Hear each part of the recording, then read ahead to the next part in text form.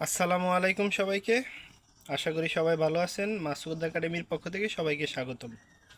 আজকে আমরা এসএসসি 2017 সালের কয়েকটি অ্যাসার্টিভ টু ইন্টারোগেটিভের সমাধান করব ইনশাল্লাহ। তো আমাদের প্রথম সেন্টেন্সটি অ্যাসার্টিভ করতে বলা হয়েছে, এটা আছে ইন্টারোগেটিভে। তো শুরুতে আছে who does not want to succeed in life.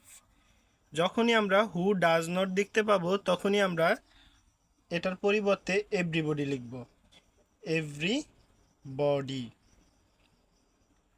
তারপর সরাসরি মূল ভার্ব, আর যেহেতু বাক্যটিতে ডাজ নট আছে সেহেতু ভার্বের সাথে অ্যাজ বা ইয়েস যুক্ত করতে হয়, তো ওয়ান্টের সাথে অ্যাজ বসে। তো বাকি যা আছে সব একই রকম থাকবে, কোনো পরিবর্তন নাই। Everybody wants to succeed in life, একটা ফুল স্টপ দিতে হবে যেহেতু আমরা অ্যাসার্টিভ করেছি। আমাদের দ্বিতীয় সেন্টেন্সটি বরিশাল বোর্ড 2017 সালে আসছে।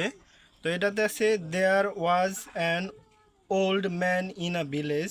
করতে বলা হয়েছে ইন্টারোগেটিভ, আর ইন্টারোগেটিভ করার সময় আমাদেরকে অক্সিলারি ভার্ব খুঁজতে হবে। যেহেতু এখানে ওয়াজ অক্সিলারি ভার্ব আছে সেহেতু এই ওয়াজটা শুরুতে চলে আসবে, ওয়াজ। তারপর যেহেতু কোনো নেগেটিভ শব্দ নাই তার জন্য আমাদের নট বসাতে হবে।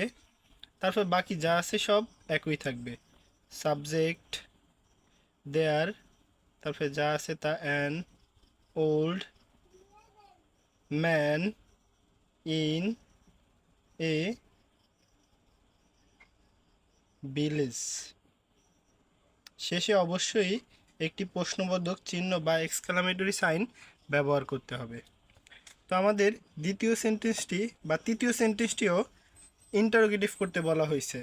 তো এখানে সেই একই নিয়ম, আমাদেরকে একটি অক্সিলিয়ারি ভার্ব বা সাহায্যকারী ভার্ব খুঁজতে হবে। তো এখানে আছে ইজ, যেহেতু ইজ আছে সেহেতু ইজটা শুরুতে চলে আসবে, ইজ।